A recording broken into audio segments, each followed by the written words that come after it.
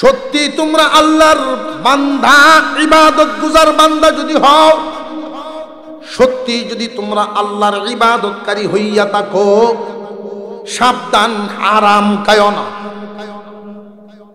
আমরা ইবাদতকারী হইয়া মরতাম না ইবাদত ছাইরে মরতাম? এখন আদা ঘুমো মোটামুটি একটা ভাব। ইবাদতকারী হওয়ার দরকার আছে না নাই? ইবাদতকারী যারা সফলতা হইবে, তারা সফলতা তারাই পাবে, ইবাদতকারী ছাড়া সফলতা পাবে না। ইবাদত মানে কি? গোলামি বন্দি।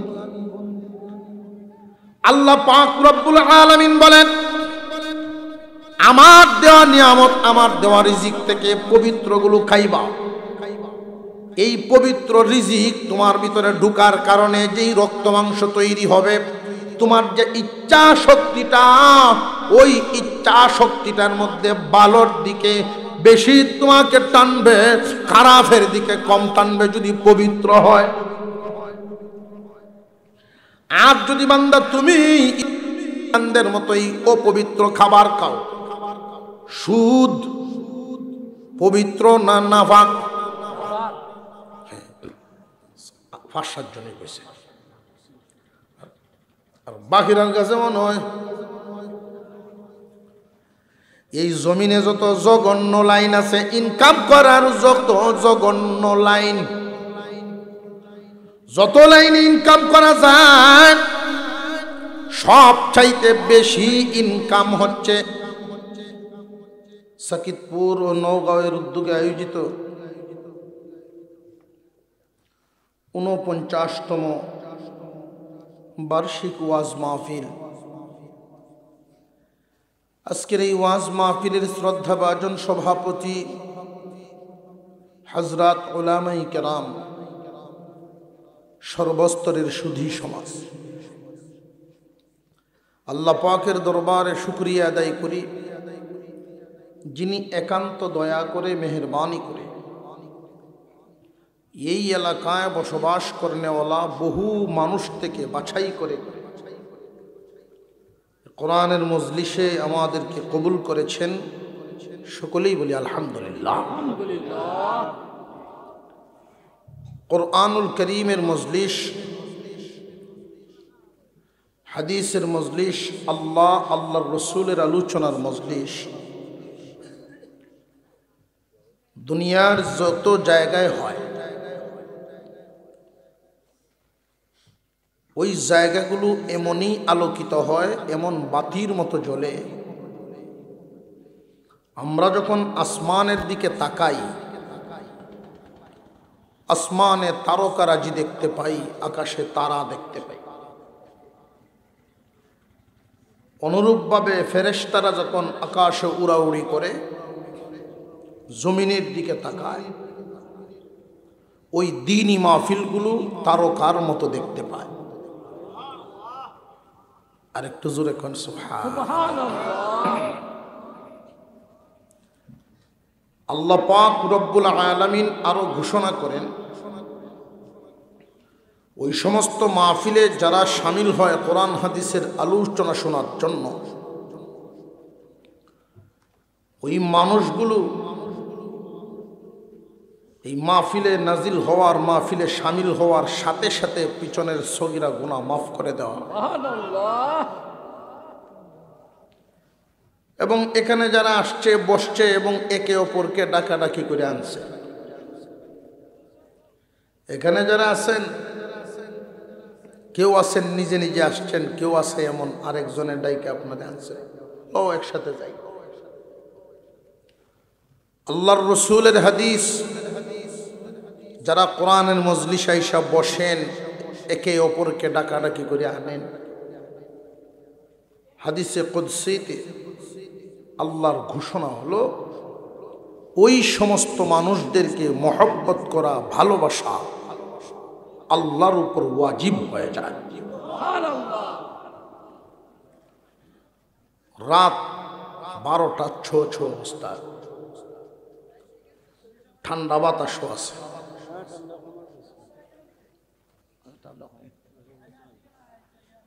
খুব বেশি লম্বা চূড়া হবে না। শুনেছেন হুজুর বলে গেছেন, আপনাদের থেকে দোয়া নিয়ে বিদায় নিয়ে আমি নেত্রকোনায় যাব।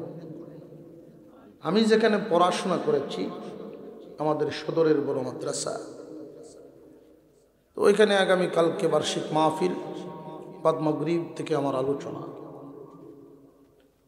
উস্তাজগণ নেক নজরের একটা ছায়া দিচ্ছেন, এই আদেশ দিচ্ছেন। তো আমি আপনাদের সামনে একখানা আয়াত তিলাওয়াত করেছি। আল্লাহ পাক রব্বুল আলামিন এই পৃথিবীতে যা কিছু বানাইছেন,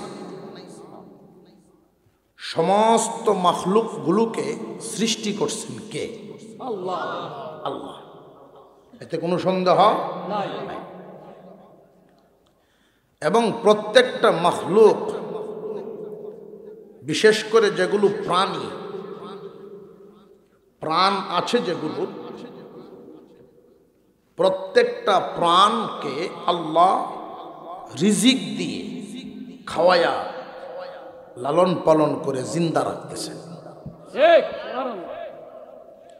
এমন কোনো প্রাণী নাই, এমন কোনো মাখলুক নাই যার খাবারের জিম্মাদারি ব্যবস্থা আল্লাহ করেন না। মোটামুটিভাবে কথাটা বোঝানোর জন্য, সহজ হওয়ার জন্য তিনটা ভাগে ভাগ করি। এক ভাগ প্রাণী, ওরা বেঁচে থাকে জমিনের রসকে, গাছপালা বৃক্ষরাজি, এগুলোরও প্রাণ আছে। আল্লাহ পাক এদেরকে খাবার খাওয়ান, যেহেতু গাছ চলতে পারে না, আল্লাহ তাদের খাদ্যের ব্যবস্থা করেছেন শিকড়ের মাধ্যমে। হাঁটা লাগবে না, তুমি তোমার জায়গায় দাঁড়াই বেঁচে থাকার জন্য তোমার খাদ্য তুমি পাইবা, কারণ বানাইছি আমি, ব্যবস্থাও করলাম আমি। আরেক জাত প্রাণী আছে জমিনে চরে, বিচরণ করে, মানুষ ছাড়া অন্য সব, গরু বাছুর হাঁস মুরগা মুরগি যা আছে, এগুলোকে আল্লাহ এক জায়গায় দাঁড় করিয়ে খাওয়ান না, তবে তাদের খাদ্যের ব্যবস্থা আল্লাহ এত কঠিন করেন নাই, সহজ করে দিছেন যে তারা যেমন খাদ্য পাবেও সেই সহজ তেমন।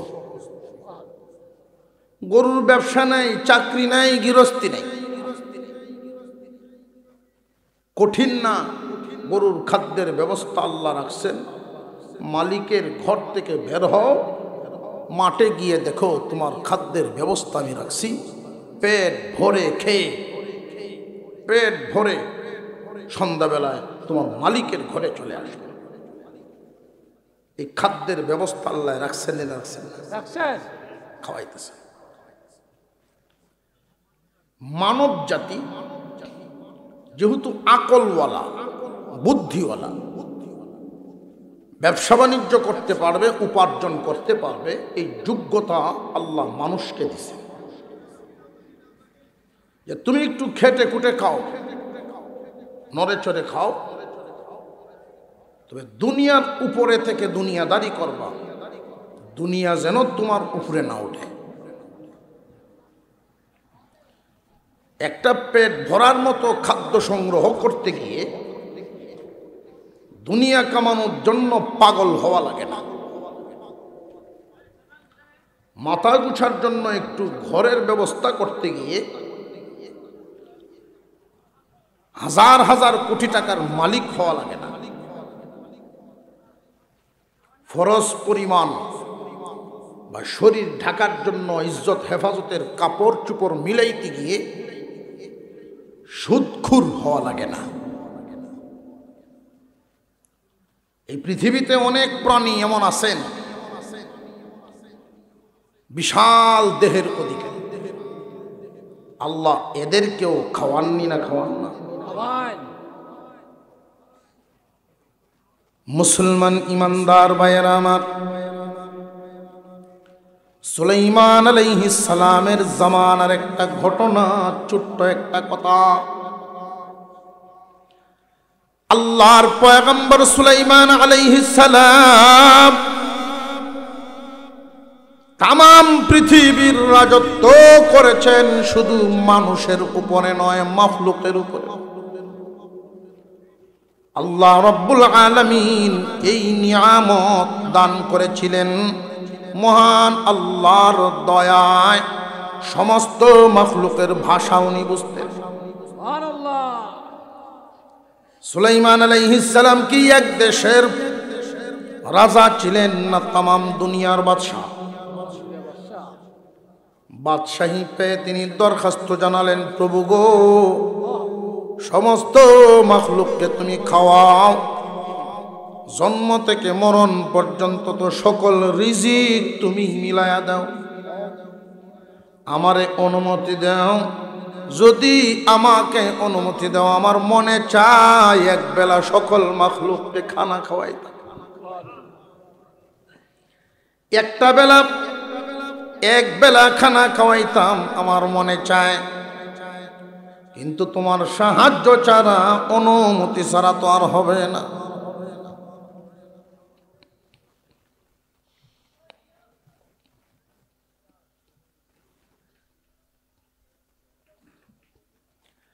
আল্লাহ পাক রব্বুল আলামিন সুলাইমান আলাইহিস সালামকে বলেন, পয়গম্বর, এটা হবে না, তুমি পারবে না। দুনিয়ার বাদশাহী রাজত্ব করা আর আল্লাহ পাক রব্বুল আলামিনের সমস্ত মাখলুকাতের জিম্মাদারি নেওয়া, এটা এক না। আল্লাহ, তোমার অনুমতি চাই, যদি তুমি আমার অনুমতি দাও। দরখাস্তের পর দরখাস্ত, মহান আল্লাহ অনুমতি দিলেন, দিলাম, এক ওয়াক্ত খাওয়াও। যত মাখলুক, সমস্ত মাখলুককে খানা খাওয়াইবে, জিয়াফত। আগে কইতো দাওয়াত, নবী সুলাইমানের বাড়ি, বাদশা সুলাইমান। আল্লাহ, একদিনে তো সব মাখলুকের খানা ব্যবস্থা করা যাবে না। খানা ব্যবস্থা করতে হবে দীর্ঘ পরিকল্পনা নিয়ে, বেশি সময় লাগায়া, অনেক কামলা মজুর লাগায়া, কর্মচারী লাগায়া খানার ব্যবস্থা করেছেন। আল্লাহর কাছ থেকে পারমিশন নিলেন। কিসের পারমিশন? দুপুরের খানা বিকালেই নষ্ট হয়ে যায়। 6 মাস পর্যন্ত বাদশাহ সুলাইমান খানা জোগাড় করলেন, জমা করলেন। এমন একটা জায়গায় ওই খানাগুলো তিনি টাল দিলেন, যেই জায়গাতে খাবারের টাল থাকলে জলের প্রাণীও আসতে পারে, স্থলের প্রাণীরাও যাইতে পারে। সাগরের কিনারে মরুভূমিতে খাদ্য সংগ্রহ করলেন 6 মাস। 6 মাস পরে নির্দিষ্ট সময়ে আল্লাহর এক মাখলুক, সমুদ্রের মাছ, বিশাল আকারের মাছ, সমুদ্রে তাকে এই মাছে মাথাটা শুধু বাসাইছে। মাথা বাসায়া জিজ্ঞাসা করে দরখাস্ত জানাইছে, আল্লাহ আমাদের খাওয়ান দাও। আল্লাহ জানায়া দিলেন, নবী সুলাইমানের বাড়ি দাওয়াত। এক কিনারে আসছে সাগরের। নবী সুলাইমানকে আরজি জানালেন, খানা দেন। উনি তেমন গ্রাহ্য করেন নাই, পিছন দিকে ভালো করে তাকানো নাই। যাও, সাগর পরে খানা জমা আছে, ইচ্ছা মতো খেয়ে নাও। আল্লাহর এমন এক মাখলুক, এক লুকমায় 6 মাসের জমা করা খাবার শেষ। ঘুরান দিয়ে আবার বলে, বাদশা হে, পেট ভরে নাই, আরো লাগবে। নবী সুলাইমান আলাইহিস সালাম আশ্চর্য হয়ে উনি পিছনের দিকে তাকায়া দেখেন এত বড় মাছ আল্লাহর সৃষ্টি জগতে আছে, উনি এটা না দেখলে বিশ্বাসই হতো। আমার কাছে তো আর খানা নাই, তুমি একাই সব খেয়ে ফেলছো। মাছে জবাব দেয় আল্লাহর পয়গম্বর, ওগো বাদশা সুলাইমান, এমন লোকমা আমার আল্লাহ প্রতিদিন 3টা করে খাওয়া। দুনিয়ার জমিনে যত প্রাণী, কোন প্রাণীর নামে কি কোনো অ্যাকাউন্ট আছে নি? বলে কইছে না। আপনারা মনে মনে ভাবতেছেন হুজুর অ্যাকাউন্ট করেছে কেন? মুসলমান ভাইয়েরা আমার, আমরা এত পাগল এই আধা পেট ভরার জন্য। আমরা যেই পরিমাণ খাবার খাই একটা গরুর সমান হয় না, অনেক কম। একটা গরুর সমানও হয় না, অনেক কম খাবার খাই, অথচ কি পেরেশানি, কি পেরেশানি। এই দুনিয়ার জমিনে একজন মানুষ বেঁচে থাকার জন্য, হালাল ভাবে জীবন যাপন করার জন্য তার হারাম ইনকাম করান লাগে না। মহান আল্লাহ এই জমিনে প্রত্যেকটা মাখলুকের রিজিক যেহেতু আল্লাহ ব্যবস্থা করেন, তুমি তো আশরাফুল মাখলুকাত, মানব জাতি, তোমার চিন্তার কোনো কারণ থাকার কথা না। মানুষের দাম অন্যান্য প্রাণীর চাইতে কম না বেশি? আমি যেই আয়াতে কারিমা তিলাওয়াত করেছি, মহান আল্লাহ এই আয়াতে আমাদেরকে যে ডাক দিলেন, যে শিক্ষা দিলেন, আসমানের নিচে শুধু ইমানদার বসবাস করে না, বেঈমানও আছে। যেই সবকটা, যেই নসিহতটা তিনি করলেন, যে আদেশটা দিলেন, এই আদেশটা আবার বেঈমানদের জন্য না, সমস্ত মানব জাতির জন্য না, এটা শুধুমাত্র ইমানদারের জন্য। কি আদেশ? আল্লাহ বলেন, ইয়া আইয়ুহাল্লাযীনা আমানু, ইয়া আইয়ুহাল্লাযীনা আমানু কুলু মিন তাইয়্যিবাতি মা রাযাকনাকুম। হে ঈমানওয়ালারা, তোমরা খাও, খাবার খাও, বেঁচে থাকার জন্য খাইতে হবে। এই জমিনে খাদ্য বস্তু অনেক কিছু বানাইছি আমি আল্লাহ, এইগুলোর থেকে বেছে বেছে যেগুলো হালাল করেছি, হালাল গুলো খাও। আল্লাহ বলেছেন খাও, এরপরে যে ফাকুলু কুলু মিন তাইয়্যিবাতি মা রাযাকনাকুম, রিজিক হিসেবে জমিনে আমি যা রাখলাম উত্তম বেছে বেছে পবিত্র, অর্থাৎ হালাল। প্রত্যেকটা হালাল খাবার পবিত্র হয়, আর হারাম খাবার অপবিত্র, নাপাক। আল্লাহ পাক বিধর্মীদেরকে আদেশ দেন নাই, শুরুতেই বলেন ইমানদার। জমিনের যত রিজিক আছে এর চাইতে তোমরা হালাল পবিত্রটা খাও। অমুসলিমদেরকে কেন বলেন নাই? মানব জাতি বলেও তো ডাক দিতে পারতেন।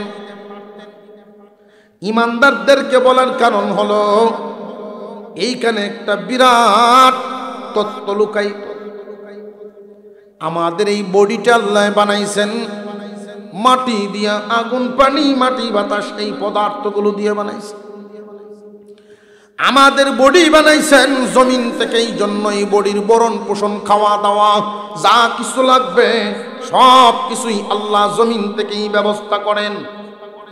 আমাদের আত্মা পাঠাইছেন আল্লাহর পক্ষ থেকে, এই জন্য আত্মার খাদ্যও পাঠাইছেন আল্লাহর পক্ষ থেকে। আল্লাহ পাক রব্বুল আলামিন এই জমিনের পদার্থগুলো আগুন, পানি, মাটি, বাতাস দিয়ে যে বডি বানাইলেন, এই বডির ভিতরে এমন যোগ্যতাও আল্লাহ দিয়েছেন, ভালোও করতে পারবা, আল্লাহর আদেশ মাইনাও চলতে পারবা, না মাইনাও চলতে পারবা। তুমি যদি নামাজ না পড়ো, জমিনের উপরে তুমি চলতে ফিরতে তোমার বাধা দেওয়া হবে না, সূর্যের আলো বন্ধ হবে না। রে বান্দা, তুমি যদি নামাজ না পড়ো, তোমার জন্য কোনো পানিশমেন্ট দুনিয়াতে দেওয়া হবে না। তোমারে ক্ষমতা দিয়া ইচ্ছা মতো ছেড়ে দিলাম পরীক্ষা করার জন্য, আমি আল্লাহর হুকুমগুলো তুমি কতটুকু মানো, তুমি কি বেহুশের জীবন যাপন করো নাকি তোমার হুশ আছে?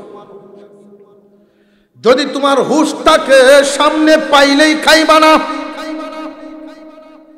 তুমি আগে বুঝবা এটা খাওয়ার অনুমতি আল্লাহর পক্ষ থেকে আছে কিনা। আমার আল্লাহ তো আমারে খাওয়াইছেন, মহান আল্লাহ আমাকে লালন পালন করেছেন, খানা খাওয়াইছেন।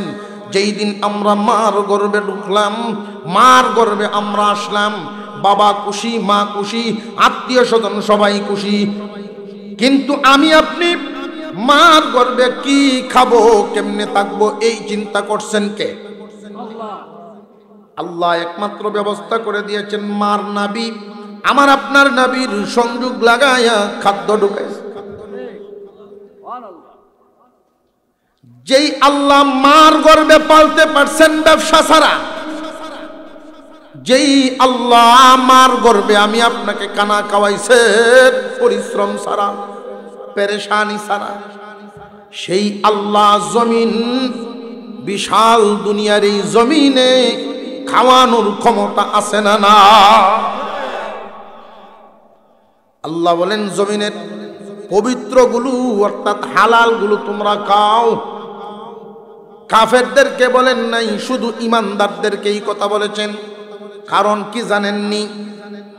এই জমিনে কাফেররা যদি নাপাক, অপবিত্র খায়, ঘুষ খায়, সুদ খায়, এদের তেমন কোনো সমস্যা নেই। কিন্তু তুমি মুমিন, তুমি যদি হারাম খাবার খাও, রক্ত মাংস তৈরি হয়, তুমি ক্ষতিগ্রস্ত হইয়া যাইবা।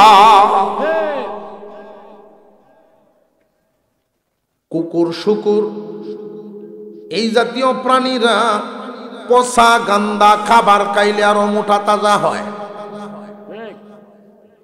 কথা বুঝতেছেন? পচা গান্দা খাবার খাইলে কুকুরের স্বাস্থ্য কমে না বাড়ে, কিন্তু মানুষে যদি এটা খায় পেট খারাপ হয়ে মরব। এই জমিনের মধ্যে ইমানদার মুমিন তোমরা আর বেঈমানরা সমান না, সমান না। যাদের কোনো ধর্ম নেই, যারা বেঈমান, যেমনে ইচ্ছা এমনে চলবে, যা ইচ্ছা তা খাবে। দুনিয়ার জমিনে খাও দাও ফুর্তি করো, এই স্লোগান যাদের, আগামীকাল বাঁচবে কিনা তুমি কি তা বলতে পারো? খাও দাও ফুর্তি করো, এই স্লোগান। কিন্তু মুমিনের এই স্লোগান নয়, মুমিনের তো টার্গেট আছে, মুমিনের আখিরাত আছে। আল্লাহ পাক রব্বুল আলামিনের কাছে জবাবদিহি আছে। মহান মাওলাই করিম আমাদেরকে যে দুনিয়ার জমিনে রিজিক দান করেছেন, হালালও আছে হারামও আছে। হালালগুলো শুধুমাত্র হালালগুলোই মুমিনরা খাইতে পারবে, হারাম তো খাবে দূরের কথা, দ্বারে কাছেও যাইবে না। বেঈমানরা যদি খায় এদের কোনো ক্ষতি নাই,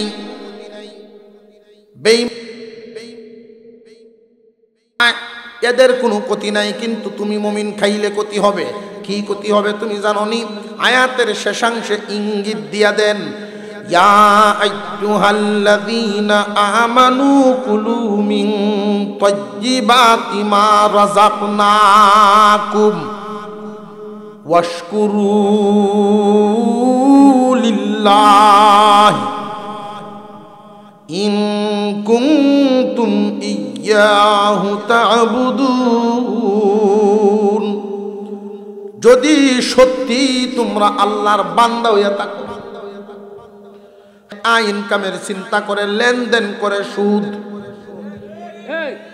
বর্তমান সময়ে প্রতিটা গ্রামে গ্রামে এমন রূপ ছড়ায় গেছে, খুব কম ঘর এমন পাওয়া যায় যেখানে সুদ নেই। খুব কম ব্যবসায়ী পাওয়া যায় যারা সুদের লেনদেনের সাথে জড়িত না। এমন মানুষ খুব কমই পাওয়া যায়। সুদী কারবারের সাথে তার সম্পর্ক নাই। তার যদি না তাকে বড় চিল্লা লাগাই আইছে, এই জন্য তার নাই। ঘুরায় দেখবেন তার ভূতের আছে। ভূত যদি মাদ্রাসার ছাত্র হইয়া থাকে সে তো যাবে না, তাহলে তার বিবি রইল আছে গোপনে। সুদের কারবার বর্তমান সময়ে তুলনামূলক আগের চাইতে কম না বেশি? সাবধান সাবধান মুসলমান, জেনে রাখো, যখন এই সুদি কারবার জমিনে বেড়ে যাবে, আল্লাহ তোমাদের রিজিক কমায়া দিবেন। আল্লাহ যে রিজিক কমায়া দিবেন, এটা কেমনে? ফসল ফলা দিতে নোকসান দিবেন। কিছুদিন আগে গত বছর আমি দেখছি ধান ক্ষেত পাকার সময় হয়ে গেছে, পাকবে। কোন কোন জমিন পেকেও গেছে। একটা বাতাস লাগছে মাত্র, আল্লাহর ক্ষমতা দেখায় দিছে। এই বাতাসের কারণে যেই যেই জমির উপর দিয়া বাতাসটা গেছে, এই জমিনে শুধু দাঁড়ায় রইছে চুষা, সব পুরে ছাই, ভিতরে একটারও চাল নাই। আমি নিজে গেছি একটা জমিন দেখার জন্য, আমার বাসার সাথে গিয়া দেখি দুনো সাইডের জমিন ভালো, মাঝখানের জমিনটা 2-2.5 কাঠা হবে। এমন এক তাল ধরছে, এমন নষ্টর যে তালটা, এই ক্ষেতটা আদি করছে আরেকজনে বর্গা। যিনি বর্গা করছেন উনি মালিকরে কয় যে আমার কোনো দাবি দাওয়া নাই, তকদিরে আসি, আপনার ক্ষেত আপনি নিয়ে। আর মালিকে কয় তুই করছস না, তুই আমার ক্ষেত সাফ করে দিবি, আমার দান ধরল। পুরা জমিন সাপলেও 2 মণ হইতো না। এই হিসাব তারা মিলাইয়া এখন বুঝেন আল্লাহর গজব যার উপরে আসে, আল্লাহ যদি ধরেন কেমন ধরা। মুসলমান, আমি আগেই বলছি, গরুর কোনো জমিন নাই, হাতির কোনো অ্যাকাউন্ট নাই। বিশাল বিশাল প্রাণীদেরকে আল্লাহ খাওয়াইতে পারেননি না পারেন না? তুমি বান্দার আধা পেটটা ভরার জন্য সুদ খাইও না। আধা পেটটা ভরার জন্য তুমি হারাম রাস্তায় কদম বাড়াইও না, হারাম খাদ্যের জন্য পাগল হইও না। তুমি হালাল গুলো খুঁজবা। একজন মানুষের সামনে যখন খাবার আসবে, এই খাবারটা হালাল না হারাম যাচাই করা ইমানদারের দায়িত্ব। যেই মানুষগুলো এইভাবে চিন্তা ভাবনা করে, খাবার খায় হারাম থেকে বিরত থাকে, হালাল খাবার দিয়া এই রক্ত মাংস গড়ল, বডিটারে গড়ল। যার বডিতে হারামের গন্ধ নাই, যার বডি হারামের গন্ধ নাই, আল্লাহ বলেন আমি তারে কেমনে জাহান্নামের আগুনে পুরাই। হালাল বেচে বেচে খাও, রক্ত মাংস তৈরি হবে, ভালো কাজের দিকে দাবিত হবে, ইবাদত করলে মজা পাই। বর্তমান সময়ের হালত হলো মানুষেরা ইবাদতও করে, সুদও খায়, গুনাও করে, বেহালাল কায়া সুদের পয়সার পাঞ্জাবি, পোশাক আশাক সুদের পয়সা। আগের কাতারের মুসল্লি মার দে পাঞ্জাবি ভিন্দিয়া ব্যাঙ্গের মতো হুল্লিয়া ইমামের অফিসে গিয়ে বসে শুক্রবারে। সপ্তাহে একদিন যায় মসজিদ, সারা সপ্তাহ খবর নাই। এলাকার লোকেরাও কয় না বেটা দেখতে যেমন বৈশাখ এমন। সারা বছর সারা সপ্তাহ নামাজ হলে হলে কি লাভ? পড়ার মতো একদিন হলি হয় কেমন সার ঢালে আইসে। আল্লাহ কি পোশাক দেখেন না পবিত্রতা দেখেন? তার এই পোশাকটা সুদের পয়সা, তার পেটে যেই খাদ্যটা এখনো অবশিষ্ট আছে ওইটাও হারাম। বান্দা ইশা দাঁড়াইছে মসজিদে নামাজ পড়বে, আল্লাহর কুদরতি পায়ে সেজদা দেয়। হালাল খানেওয়ালাও সেজদা দেয়, হারাম খানেওয়ালাও সেজদা দেয়। দুই সেজদার মাঝখানের বেশ কম হলো হালাল খানা খায় যারা সেজদা দেন, মহান আল্লাহ এদের কপালের নিচে কুদরতি কদম ধরে দেন। আর যারা হারাম খায় সেজদা দেন, আল্লাহ বলেন বিচার শুরু হয়ে যায়। হয় নাই কেন জানো? নিরে মাখলুকাত ফেরেশতারা, দুনিয়ার জমিন পরীক্ষার হল, ভালো করুক মন্দ করুক তারে বাধা দেওয়া যাবে না, হালতের উপরে ছাড়লাম। তবে সেই দিন বেশি দূরে নয়, আমার থেকে কয়দিন আর হলায় থাকবা, ধরা দিতেই হবে। চতুর্দিকে আসমান, মালিককে চতুর্দিকে আসমান, কই যাইবা তুমি উসমান? ধরুন খাওয়ান এন আছে উসমান কেউ পারলে এই মাইকের আওয়াজ যদি বাড়ির যায় হ্যাঁ মা ডাকবো কে? মাশাআল্লাহ, এই মুরব্বী আছে মাশাআল্লাহ, নারে তাকবীর। উসমান ভাই, উসমান ভাই, আচ্ছা এই যে নামের জিন্দাবাদটা দিলাম, 3 মন জিলাপি লাগলো না এই মানুষটিতে একটা মিছিল দইলে 3 মন জিলাপি লাগলো। আমি যেই বিষয়টা বয়ান আনতেছি, যেই কথাগুলো বলতেছি, মূল বিষয় তো বুঝছেন, খাইতে হবে হালাল, ছাড়তে হবে হারাম। বিষয় হইল এটা। আমি আপনি সেজদা দেই, সেজদার মজা মিলে না। এই জমিনে এমন বান্দাও ছিলেন যারা সেজদা দিলে আর কপাল উঠাইতে মন চাইছে না। এই জমিনে এমন বান্দাও ছিলেন সেজদায় গিয়া যখন পড়েন সুবহানা রাব্বিয়াল আ'লা, বান্দার এই সেজদার তসবির জবাব আল্লাহ নিজে দিছেন, সেখানে শুনেন। কিন্তু আমার আপনার দেহের হালত কি দেখেন? নাফাকে ভরা। আল্লাহ বলেন বান্দারে তোমারে আল্লাহ খাওয়াইমু, তোমারে আমি ফালমু, জিম্মাদারি আল্লাহ নিছেন। আল্লাহ যে পালতে পারবেন তোমার পেরেশানি ছাড়া, অন্যায় কাজ ছাড়া যে পালতে পারবেন, এটার একটা নমুনা মার গর্ভে দেখাইছেন। বুঝে আসতেছে? মার গর্ভে তোমার লালন পালন করে আনছেন,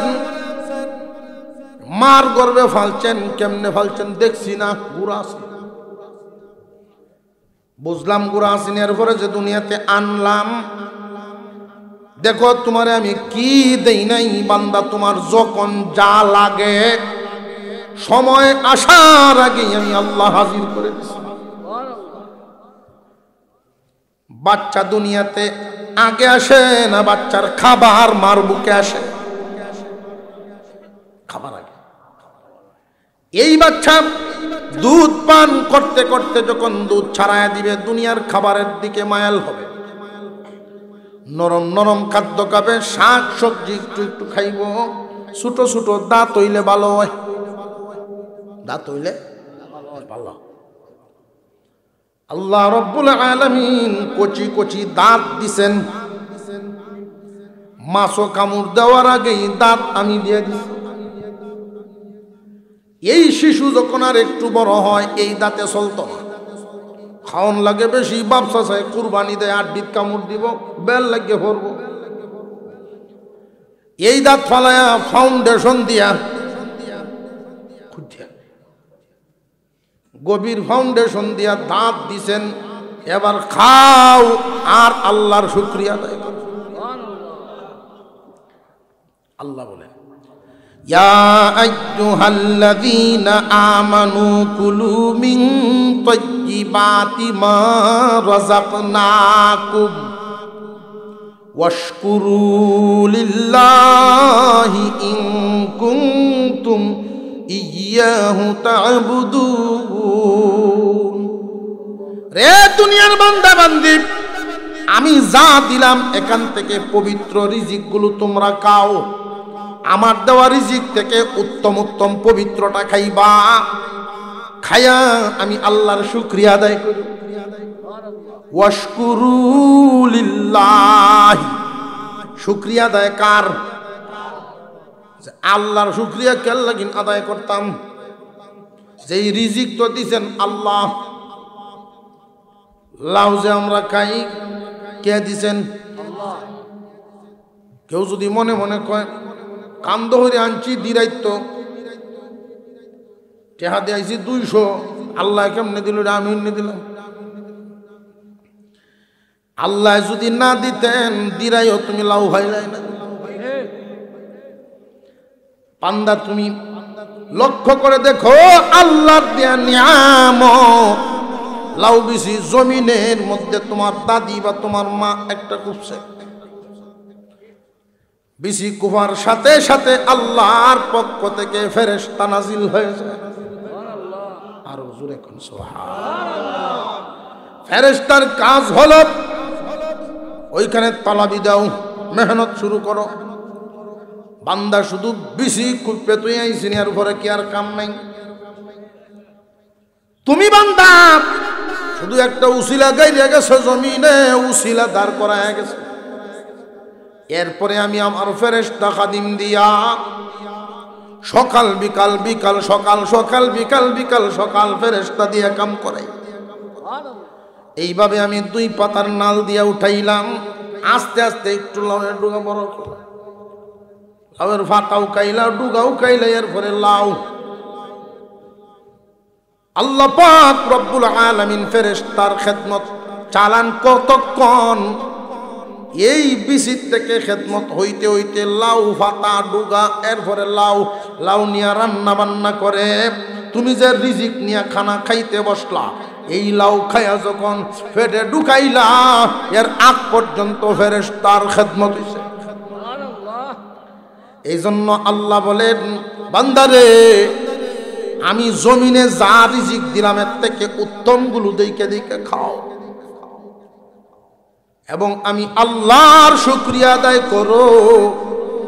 যদি বান্দা আমার শুকর আদায় করো, এতদিন যে আমার ফেরেশতা খাদিমরা খেদমত করলো, এত কিছু পরিশ্রম যে গেল, সূর্যের বিল গেল, বৃষ্টির পানির বিল গেল, আমার সকল খেদমত বান্দা তোমার জন্য সব নিদাবি, কোনো প্রশ্ন আর করা হবে না। যদি নিয়ামত খায়া শুকর আদায় করো, এই নিয়ামতের হিসাব নিব না। লাউ খায়া আলহামদুলিল্লাহ না কইয়া গান গায়, হইতে হইতে শুয়ে শুয়ে গান গায়। গান কষাদের লাউ বানাইছে বই রাখি, লাউ বলে বই রাখি বানাইছে। আল্লাহ পাক রব্বুল আলামিন এরপরে আবার আয়াতের শেষাংশে বলেন, বান্দারে এই রিজিক হালালটা খাইবা, শুকর আদায় করবা, হালাল খাবার খাইবা, শুকরিয়া আদায় করবা। ইন কুনতুম, যদি তোমরা ইয়্যাহু তা'বুদুন, সত্যি ইবাদতকারী বান্দা হও, সত্যি যদি আবেদ বান্দা হয়ে থাকো, আল্লাহর বান্দা হইয়াই থাকো। আমরা সব কার বান্দা? আল্লাহ এইভাবে বলেন, তুমি যদি সত্যি আল্লাহর বান্দা হইয়া থাকো, তাহলে এই 2 কাজ, জমিনে যা আছে সব খাইলেই যে খাইবা তা না, বাইচে বাইচে হালাল টাকাও শুকরিয়া আদায় করো, হালাল টাকাও শুকরিয়া আদায় করো। হালাল যদি খাইতে পারো, লক্ষ্য করে দেখেন, আগে খাওন, এর ঘরে কিছু শুকরিয়া। আগে খাওয়ান পরে শুকর।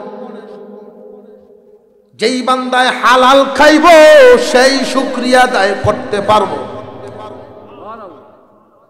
যেই বান্দায় হালাল খাইব সেই সেজদা দিতে পারবো, যেই বান্দা হালাল খাইব আল্লাহর নামের জাকের হইব, যেই বান্দা হালাল হারাম পার্থক্য করে না শুকর গুজার হবে না, যেই বান্দা হালাল হারাম তমিজ করে না তার রক্ত মাংস তো হারামে ঘটে। এই কারণেই লক্ষ্য করে দেখবেন আলেম ওলামারা ওয়াজ নসিহত তাফসীরের মাধ্যমে আমরা টানি একদিকে, উম্মত যায় আরেকদিকে। উম্মত আরেকদিকে যে যাইতো না, আমরা বছরে একদিন দেখা হয়, আয়ো বাবা নামাজও যাই, তার ভিতরের যেই রক্ত মাংস হারাম মালে হয়ে রয়েছে এই 1.5 হারা বছর। কোন হারাম খানা খায়া যদি কেউ দোয়া করে আল্লাহর দরবারে দোয়া কবুল না।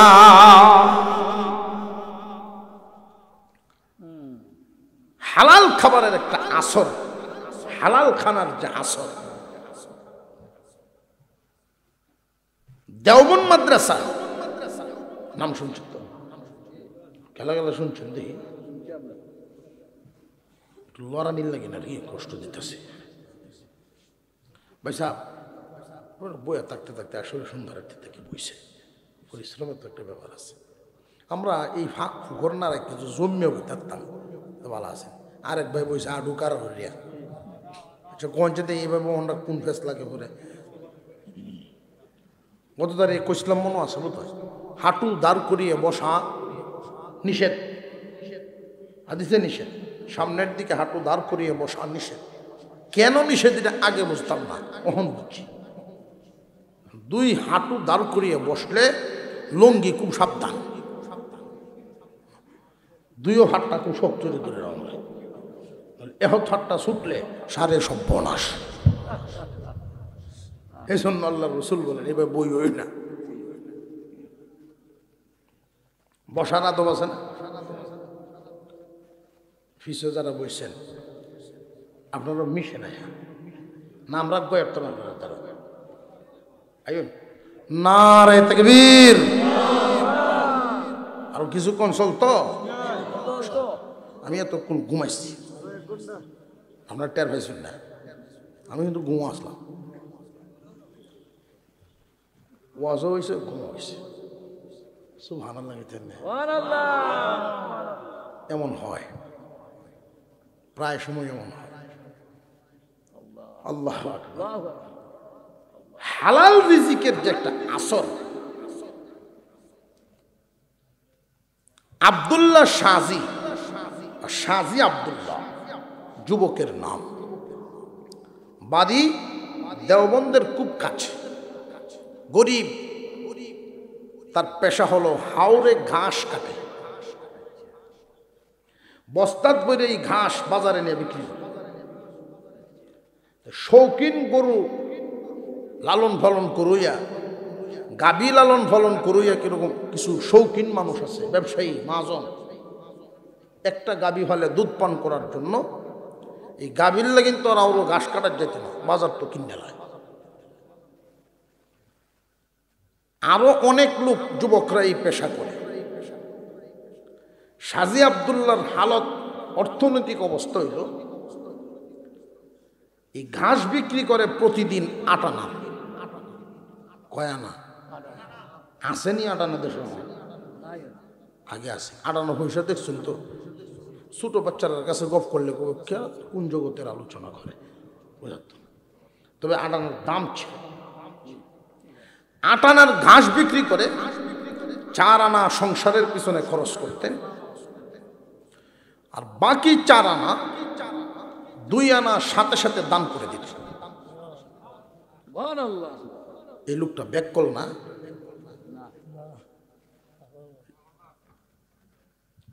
8 আনা ইনকামই তার ডেলি, 4 আনা খরচ সংসারের চাহিদা, আর 4 আনার মধ্যে 2 আনা দান, 2 আনা জমা।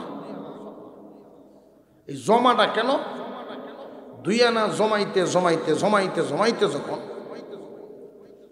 মোটামুটি বড় একটা অনুষ্ঠান করার মতো পয়সা জমতো দারুল উলুম দেওবন্দের স্টাফ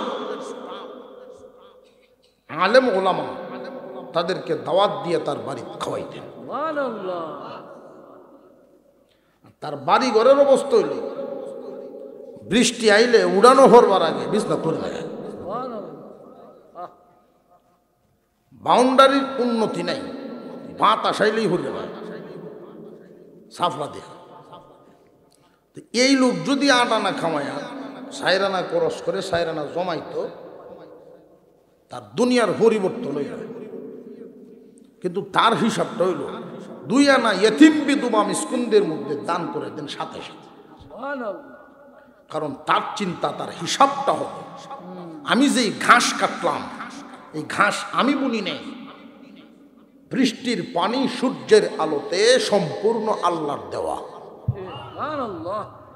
মালিকের দেওয়া নিয়ামত আমি ভোগ করি, মালিকের জন্য কিছু খরচ করব না এমন নিমক হারাম এই শাহজি আব্দুল্লাহ হবে না। এটা তার হিসাব। দেওবন্দের শিক্ষকগণ ইয়াকুব নানুতুবি রহমতুল্লাহ আলাইহি সহ তার বাড়িতে গিয়ে খাইতেন। উন্নত বিছনা নাই, এর ভরেও যাইতেন ছাটায় বসে। সাগরেদের জিগায় হুজুর জমিদাররা আসে আপনাদেরকে দাওয়াত দিতে, যাই না। কারণ যায় না যে আল্লাহর অলিগণের নাকের গ্রান আর আমাদের নাকের গ্রান বেশ কম আছে না? তাদের নাকের গ্রান শক্তি আর আমাদের গ্রান শক্তি সমান না। আল্লাহর অলিগণের নজর দৃষ্টিশক্তি আর আমাদের দৃষ্টিশক্তি এক সমান না। আল্লাহর অলিগণ তাকাইয়া যদি কারোর দিকে নেক নজর দিছেন, ওই নেক নজরে মানুষটা এমন বরকতি মানুষ এই জমিনে হয়ে গেছেন, আল্লাহ ওয়ালাগণের চাউনিতেই মানুষের কপাল খুলে যেত। আবার এও কিন্তু এমন ঘটনা আছে আল্লাহর ওয়ালিদের বদদুয়ার নজর যার উপরে পড়ছে, আল্লাহ ওয়ালাগণের বদ নজর যদি কোনো কপাল পুরার উপরে পড়ে গেছে তার সর্বনাশ হয়ে গেছে। ইয়াকুব নানুতুবি রহমতুল্লাহি আলাইহি সাগরেদকে উত্তর দেন, জমিদারদের দাওয়াতে যাই না, সাজির দাওয়াত মিস করি না। জমিদারদের যেই খানা ওইখানে হারামের গন্ধ পাওয়া যায়, যদিও তাদের সর্বোত্তম খাবারটাই দেওয়ার চেষ্টা করে, এরপরেও পুরাপুরি সঠিক থাকে না, একটু একটু ভেজাল। একটু একটু ভেজাল কোন জায়গার সচরাচর চোখে বাসবে না, গভীর দৃষ্টিতে তাকাইলে বাসবে যে তার বিশাল সম্পত্তির মধ্যে কার কার হক আছে, কার কার ওয়ারিশ আছে, ঠিক মতে দিছে নি, দাবি দেওয়া ছুটাইছে। যদি দাবি দেওয়া না ছুটায় তাকে, তাহলে কি এটা হালাল রইল না হারাম মিশল? এই জন্য আল্লাহ ওয়ালাগণের নাকে গ্রাম লাগে যেত। অনেক বুজুর্গানে দিন এমন দেখছি খানা পাকাইছেন সব রেডি, হুজুর আসছেন উঠান থেকে ঘুরে চলে গেছে, খানা কান নাই, পিছেতে দৌড়ায়, এরপরে আর তামেন না, লাঠি দিয়ে বাড়ি দিছে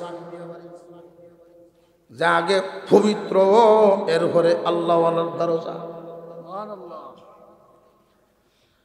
ইয়াকুব নানুতুবি বলেন, রে দুনিয়ার মানুষ, শাহজি আব্দুল্লাহর বাড়িতে আমরা যেই দিন খানা খাইতাম এরপরে বিদায় নিয়ে আসতাম, আরেকবার কোন দিন দাওয়াত দিব, আরেকবার কোন দিন তার বাড়িতে যাব, এই অপেক্ষায় তাকায় থাকতাম। কেন জানো নি রে নবীর উম্মত, শাহজির এই খানা যেই দিন খায় আসতাম 40 দিন পর্যন্ত ইবাদতের মজা পাইতাম। হালাল কানায় মজা, হালাল কানার পবিত্র গ্রাণ নূর পাওয়া যায়। হালাল খাবার খাওয়াইলে সন্তানাদি সুসন্তান হয়। হালাল খানা খাওয়াইলে পরিবার পরিজন দিনদার নেককার হয়। মুসলমান জানিয়ে রাখবেন, আপনার সন্তানকে যদি হারাম খাওয়ান, সন্তানের কাছ থেকে হালাল ব্যবহারের আশা করবেন না। খাওয়াইছেন হারাম, আচরণও পাবেন হারাম। আর যদি হালাল খাওয়ান, এর একটা আসর পাবেন। হালাল আর হারামের তফাৎটা হলো হাতি আর ছাগল।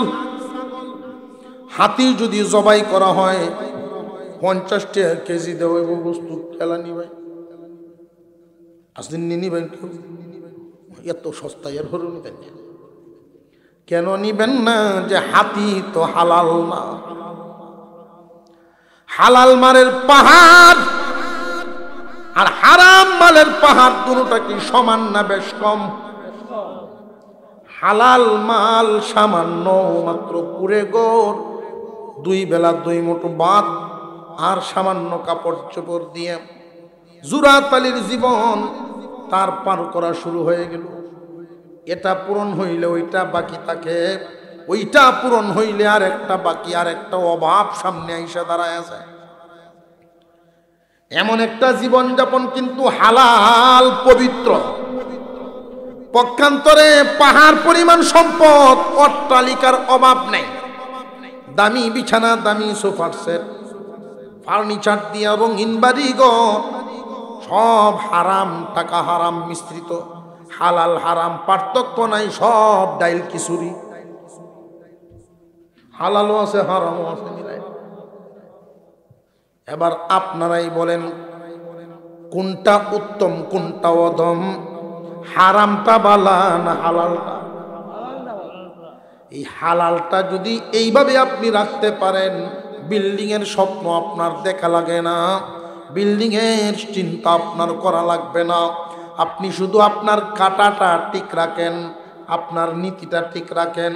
হারাম কামাই করব না, হারাম খাবার খাবো না, হারাম কামাবো না, হারাম খাবো না, হারাম পরবো না, এই নাপাকের সাথে সম্পর্কই করবো না।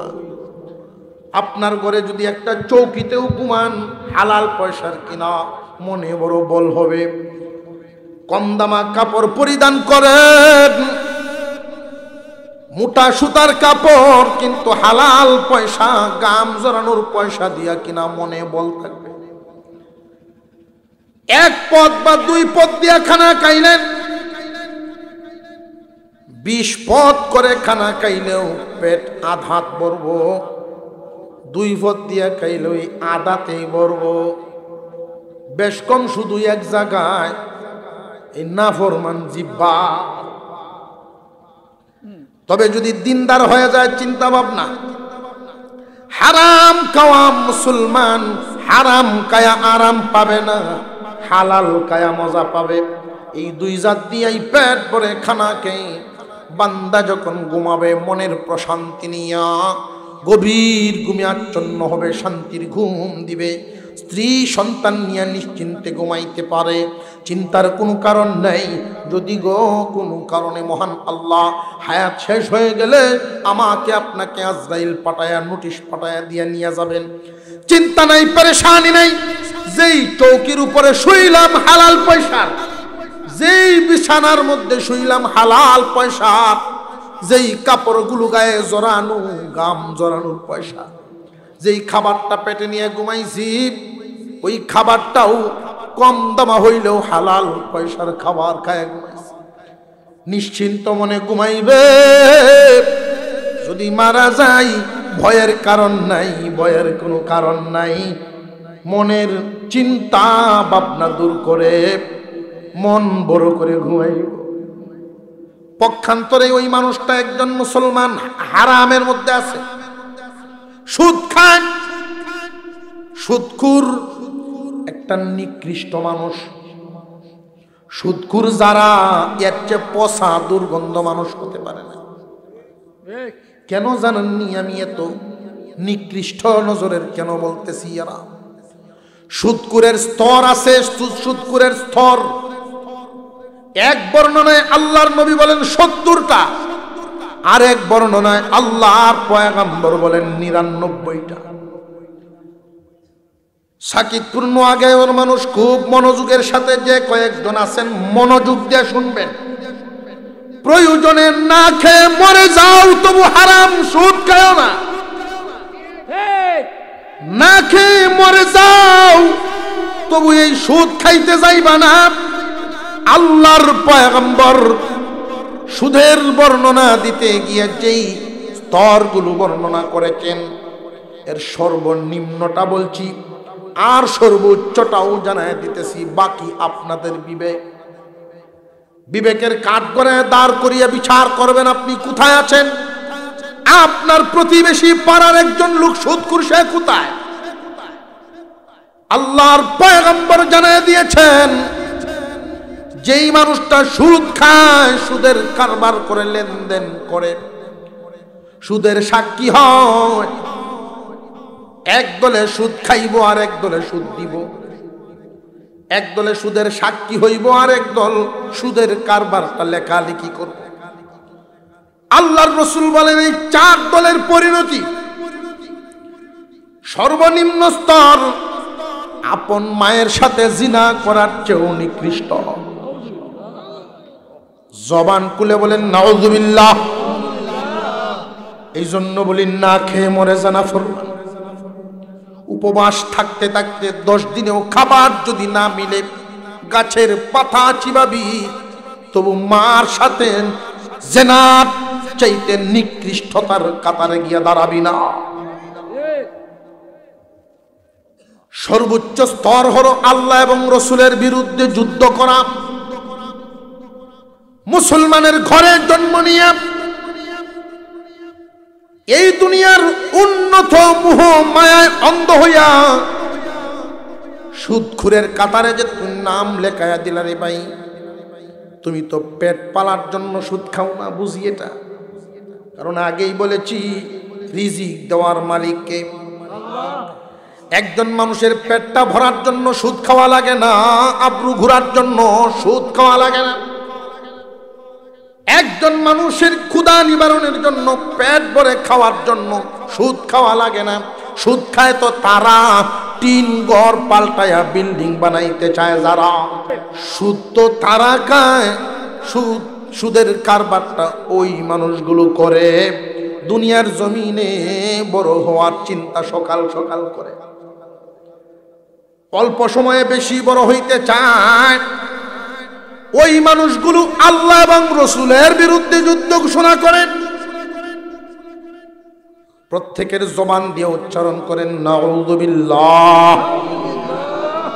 মুসলমানের ঘরে জন্ম নিয়ে আল্লাহর রাসূলের বিরুদ্ধে গিয়া যে তুমি যুদ্ধে দাঁড়াইলা, ঈমান কি আছে না বেঈমান? সামাজিকভাবে বর্তমান সময়ে যত হারাম রাস্তায় ইনকাম করে মানুষ, সবচেয়ে নিকৃষ্ট রাস্তাটা এবং সবচেয়ে বেশি ব্যাপক হারে মুসলমানের ভিতরে ঢুকে গেছে। বড় লজ্জা হয়, কুকুরেও তোমারে দেখলে লজ্জায় মুখ নিছায় ফেলে। আশরাফুল মাখলুকাত তুই একটা প্রাণী, কুকুর একটা প্রাণী, উট একটা প্রাণী, এরকম অনেক কিছু অনেক প্রাণী আছে যেই প্রাণীটা নিকৃষ্ট, প্রাণীটা তার মার সাথেই চিন্তা করতে পারে না। আল্লাহর নবী আপনার আমার পয়গম্বরের জবান মুবারকের কথা, এই কথাটা এমনি আসে নাই। সুদখোরের চিন্তা ভাবনা, সুদখোরের চেহারা ছবি আল্লাহর পয়গম্বরের কোন নজরে আসছে চিন্তা করছেন। আপন মার সাথে জিনার চাইতে নিকৃষ্ট, এর চাইতে পাপ এই সমাজে এমন কোন নরপিশাচ যদি ধরা পড়ে জিনাখোর, তাও আবার আপন মায়ের ক্ষেত্রে এমন যদি হয়, এই সমাজ আর তারে জায়গা দিবে না, এই সমাজে আর সম্মান তার থাকবে না। ঠিক না বেঠিক বলেন? তাহলে আমরা একটু চিন্তা ভাবনা করে দেখি যে এই মানুষগুলো সুদখোর, ওরা তো ওই দলের, মার সাথে অপকর্মকারীর দলের। ওদেরকে যদি সামাজিকভাবে আমরা বয়কট না করি, সুদ নামক ব্যাধি সমাজ থেকে বের হবে না, সুদ নামক রোগ গ্রাম থেকে বের হবে না। একজন সুদখোর যদি বহাল তবিয়তে সম্মানে বুক ফুলায় চলে, সুদ থেকে সে ফিরবে না, তারে কুণ্ঠাসা করেন, সমাজ থেকে বয়কট করেন। মসজিদ কমিটি তো দূরের কথা, সমাজের গুরুত্বপূর্ণ কোনো কাজের দায়িত্ব তাকে দেওয়া হবে না। আপনি একজন মুসলমান ভাই যদি জানেন আমার বংশের আমার চাচাতো ভাই সুদখোর, আপনি একজন ইমানদার যুবক হয়ে তার বাড়ি যেতে পারেন না, বয়কট করেন। এইভাবে যদি বয়কট করতে পারেন, সুদখোর তুমি যত তলা দালানের মালিকই হও না কেন, আমি একজন ইমানদার, আমার ছেলে বা মেয়েকে দিয়ে তোমার সাথে আত্মীয় হবে না, কারণ তুমি নিকৃষ্ট দলের কাতারের লোক।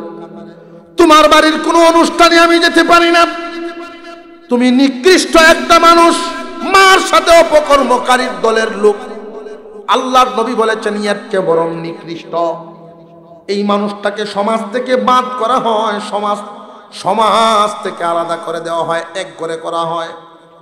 বিয়ে শাদী অনুষ্ঠান গ্রামে চলবে, তারে দাওয়াত দেওয়া যাবে না, তার কোনো দাওয়াতে হাজির হওয়া যাবে না। এইভাবে যদি 2-4টা চিকিৎসা চলে, সর্বোচ্চ 10টা চালায়া দেখেন পুরা গ্রাম পরিষ্কার হয়ে। কিন্তু বর্তমান সময়ে আমরা যা দেখি, মসজিদ কমিটির বিভিন্ন দায়িত্বশীল হইয়া যায় নাম করা সুদখোরেরা। বিবেকেও বাদে না, মানুষের কি ধাক্কা লাগে না? আর যে আইসা দায়িত্ব সেই আবার কেমন বেহায়া, আল্লাহর ঘরের জিম্মাদারি তোর খাদে উঠায় নিলি, আল্লাহর ঘরের এই দায়িত্ব নিলি, কেমন বিবেকৃত। শুকর কুকুরের মাংসর চেয়ে নিকৃষ্ট বস্তু সুদ খাবি, আবার ইমামতের মুসল্লায় গিয়া দাঁড়াবে। মদ আর দুধ কখনো এক হয় না, হালাল হালাল, হারাম হারামই হবে। পায়ে হাত রেখে অনুরোধ জানাই, যুবক হয়তো জীবন সংসার শুরু, এখন থেকেই তুমি নিয়ত করো আমার অট্টালিকার প্রয়োজন নাই, টিনের চালের তলে ঘুমাবো। বৃষ্টি আসলে স্বামী স্ত্রী দুইজনের মধ্যে একজন ঘুমাইতে পারো আর একজন ঘুমাইতে পারো না, পানি পড়ে, এমন সংসার জীবনে আমি দেখছি। বৃষ্টি আসার সাথে সাথে দুজন উইঠা জায়গায় জায়গায় বাটি দেন, জায়গায় জায়গায় ছোট ছোট ডেক দেন, যেন ঘরটা নষ্ট না হয়, পানি তো পড়ে। কিন্তু এই মানুষগুলো কোনোদিন হারাম খাবার খাবে না, ওদের দেহ মন আত্মা সব পবিত্র। ওরা যখন সেজদা দেয় আল্লাহর কুদরতি পা ধরে দেন, ওরা যখন 2টা হাত উপরের দিকে উঠায়া ডাক দেন আল্লাহ, আল্লাহ পাক বলেন বান্দারে আমি তো তোর দিকে রহমতের নজর দিয়ে ছায়া থাকি, ইচ্ছা করলেই খাইতে পারতি ওই নাফরমানের মতো, কিন্তু করস তো না। সন্তানকে মন কান্দে একটা জিনিস পুরোপুরি দেওয়া যায় না, বহু কষ্টে সন্তান লালন পালন করা হয়, সন্তানকে হারাম খাবার খাওয়ায় না। শিক্ষা দীক্ষা যতটুকুই দিতে পারেন বা না পারেন, যতটুকুই শিক্ষিত হোক, একটা গ্যারেন্টি, একটা লিখা আমি দিয়ে যাইতে পারি, যদি সত্য ভবিষ্যতে না হয় আমার সামনে গিয়ে জিগাইবেন, আর যদি মরে যাই কবরের উপরে বেত দিয়ে আঘাত করবে। হালাল খাবার যদি সন্তানকে খাওয়ান, এই সন্তান উচ্চ শিক্ষিত হতে পারে আর না পারে, অন্তত মা বাবার সাথে বেয়াদবি করবে না, মা বাবার মনে আঘাত দিবে না, মা বাবার সাথে কষ্টের আচরণ করবে না। সমাজের মধ্যে হালাল খাবার খায়া যারা বড় হয়, যে সমস্ত সন্তান হালাল খাবার খায়া বড় হয়, আল্লাহ এদেরকে অকর্মা রাখেন না, অসামাজিক কাজ করান না, মহান আল্লাহ এদেরকে সুসন্তান বানায় দেয়। এক বাদশার কাছে খবর আসছে, হুজুর দুঃসংবাদ। কেমন দুঃসংবাদ? যে বর্ডার ক্রস করে পার্শ্ববর্তী শক্তিশালী দেশের সৈনিকরা ঢুকে গেছে। বাদশা বড় পেরেশানির মধ্যে পড়ে গেলেন। যেই দেশের শক্তিশালী রাষ্ট্রের সৈনিকরা আসতেছে দেশটা দখল করার জন্য, সৈনিকরা মাথা ছাড়া দিয়েছে, সৈনিকরা হাল ছেড়ে ফেলছে, ভয়ে তারা অনেকেই চাকরির থেকে ইস্তফা দিছে। সেনা প্রধান, সেনাপতির দায়িত্ব যে ছিল, উনি মাপ চেয়ে বিদায় নিয়ে গেলেন, এই পদে আর থাকবেন না। এমনি রাজা আর বিবি পরামর্শ দিলেন, আপনার চিন্তিত চেহারা রাখার কোনো কারণ নাই, আপনার ছেলেই বড় হয়েছে, তারে সেনাপতির দায়িত্ব দিয়ে যুদ্ধে পাঠান। এই ছেলেকেই সেনা প্রধান বানায় যুদ্ধের ময়দানে পাঠানো হলো। 3 দিন যুদ্ধ চলল। 3 দিন পরে একটা আশ্চর্য খবর, বাদশাহ আপনার ছেলে যুদ্ধের ময়দান থেকে পলায়ন করছে। আপনার ছেলে যুদ্ধ পরিচালনা ছেড়ে দিয়া পলায়ন করে ভাগছে। বাদশা বড় লজ্জিত চেহারা নিয়ে, ভীত সন্ত্রস্ত চিন্তিত চেহারা নিয়ে অন্দর মহলে ডুইকা বিবির কাছে গিয়া হালত বললেন, বিবি রে, ছেলেটারে কেমনে তুমি মানুষ করলা? যুদ্ধের ময়দান থেকেই পলায়ন করেছে, এই দেশটা বুঝি আর আমার হাতে রইল না। নিজের ছেলের উপরে নির্ভর করতে পারলাম না। রাজার বিবি বলেন, নির্ভরযোগ্য সূত্রে আবার খবর নেন, আমার বিশ্বাস হয় না আমাদের ছেলে যুদ্ধের ময়দান থেকে পালাতে পারে না, খবর নেন। দূরের ব্যাপার, খবর আনতে আনতে আনা নেওয়া করতে করতে অনেক সময়ের ব্যাপার। 7 দিন পরে বর্ডার থেকে শত্রু পক্ষকে হটায়া দিয়া তাদের বাউন্ডারি দখল করিয়া বিজয়ের বেশে রাজমহলে রাজপুত্র ফিরতেছে।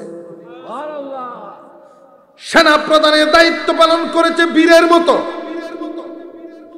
বিজয়ীর বেশে যখন ভিতরে ঢুকলেন, মানুষ খুশিতে আত্মহারা, কত ধরনের আনন্দ তারা করে। এই মুহূর্তে বাদশাহ সেখানে বসা নাই, চুপি চাপি চলে গেল অন্দরমহলে।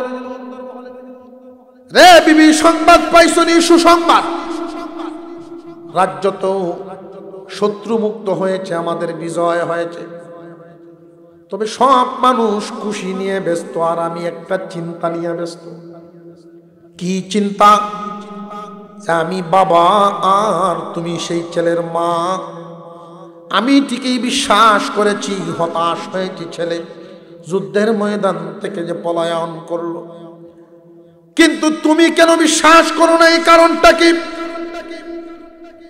রানী জবাব দেয়, স্বামী হে,